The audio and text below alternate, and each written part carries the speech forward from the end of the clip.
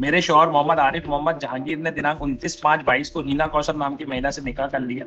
मुझे इस बात की दिनांक 3/6/22 को जानकारी हुई कि मेरे शौहर ने निकाह कर लिया है, तो मैंने अपनी बड़ी बहन दुल्ताज की बेटी Rafat Khan advocate present applicant को उसके mobile number so and so पर फोन किया, बोला कि मुझे मेरे पति के साथ केस करने के लिए कोई अच्छा सा वकील करा दीजिए, क्योंकि मैं अपने पति व मकान को घर नहीं छोड़ना चाहती। तो मेरी भांजी रफत खान दिनांक 6/6/22 को अपने साथ एक वकील साहब सो एंड सो नाम के वकील को लेकर आई। तो मेरे केस वकील साहब ने 8/6/22 को केस फाइल कर माननीय न्यायालय जबलपुर में लगा दिया। तो मेरी भांजी रफत खान रफीक खान ने 5/8/22 को मुझसे भोपाल से फोन लगाकर भोपाल बुलाया। मैं दिनांक 6/8/22 को जनशताब्दी ट्रेन से भोपाल गई, तो मेरी भांजी रफत खान के घर पर गई, जहां पर कुछ बातचीत करने के बाद मेरी भांजी रफत खान ने मुझे प्यार से बोली कि आपके शौहर आपको मरवा डालेंगे, आपके पास जो भी जेवरात सोना चांदी व रुपया है अपने लॉकर में रखा है वो अब मुझे दे दें, मैं अपने लॉकर में रख देती हूँ, जब अपने घर की हालत सही होगी तो वह मुझसे वह ले ली। तो मैंने उसके बहकावे में आकर इलाहाबाद बैंक, इंडियन बैंक, कोतवाली रोड बैंक में था, उसी बैंक में मेरी भांजी रफत खान का खाता क्रमांक सुवेंजो इलाहाबाद बैंक में लॉकर है।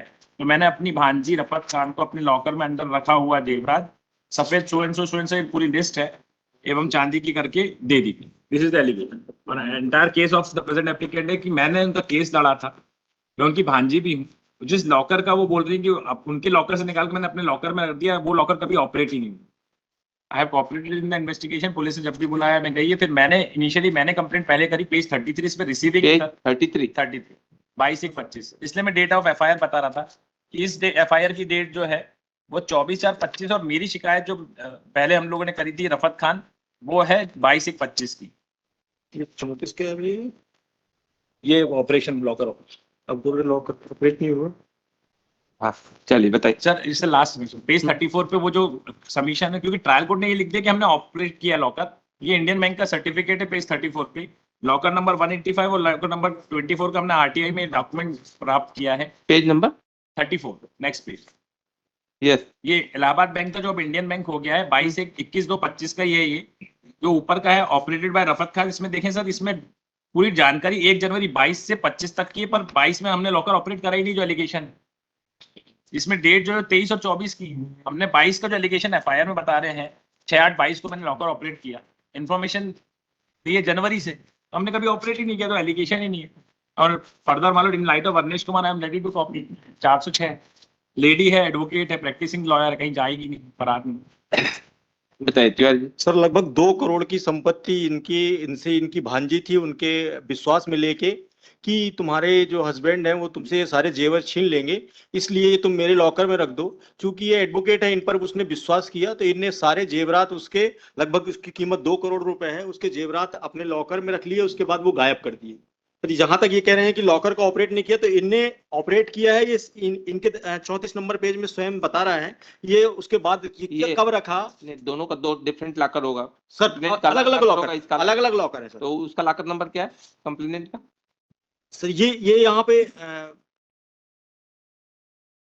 सर्टिफिकेट में भी नहीं लिखा कि कौन सा नंबर इसका लॉकर है, बताएगा नहीं, सर, मैं कंप्लेंट सर तो अभी तो जांच चल रही है, ये फरार हैं। आप बताएंगे ना, आप भी बताइए। ये बताएंगे कि इनका कौन सा लॉकर है और उसका कौन सा लॉकर है। मेरे लॉकर है नहीं, एक 24 नंबर लॉकर है, 185 नंबर लॉकर है, दोनों इनके हैं क्या? इनने खुद कहा एक लॉकर है इनका। एलिगेशन ये है कि 2022 में 6/8/22 नहीं ठीक है, वो तो है। ये बताइए इसका लॉकर कौन सा है, उसका लॉकर क्या है, दोनों का लॉकर नंबर क्या है? एफआईआर में लॉकर नंबर तो उन्होंने मेंशन, मतलब आप पूरा डॉक्यूमेंट और बुलवाइए। आपके पास जांच चल रही है, ये फरार है। मैं तो अवनेश कुमार की लाइट में बोल रहा हूँ, मैं नहीं ठीक है, अवनेश फैक्ट तो सामने हो ना, तो ये इनकी कंप्लेंट में होगा ना सर, इनकी डायरी में कंप्लेंट है। आप भी तो बता रहे हैं ना काम का होता, आप पेश करें तो बोल रहे हैं हम अपना लॉकर ऑपरेट कर सकते हैं। तो आपका दोनों में से कौन सा, दोनों लॉकर है क्या? लॉकर मेरे हैं, आप उसको बताइए कि दोनों लॉकर है क्या ये?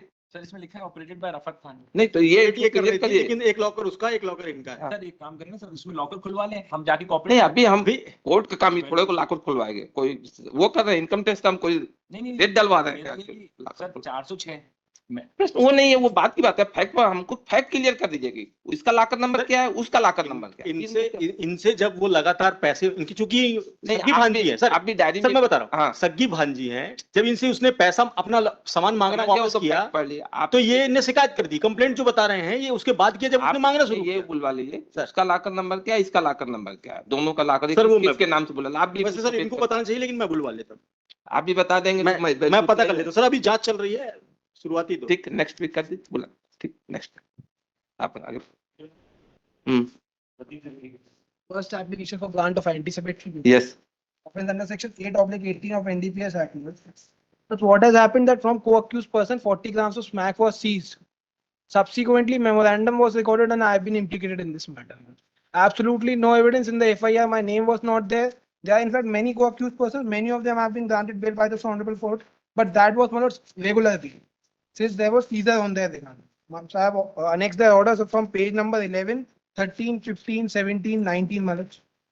चलिए अब बताइए। सर जितनी बेल हुई है रेगुलर हुई हैं और महत्वपूर्ण ये है कि जो मेमोरेंडम में आया है ये आया है कि ये जो स्मैक है ये प्रेजेंट एप्लीकेंट बेचते हैं और ये इनसे लेने गए थे और इन्हीं ने इनको एप्लीकेंट ने ही वो दिया हुआ है I do not have even a और ये single- मेमोरेंडम में आया है सर। इसके मेमोरेंडम के अलावा और कुछ मेमोरेंडम है लेकिन अभी अग्रिम बेल है सर। जेएमके का कर दीजिए much great. आगे।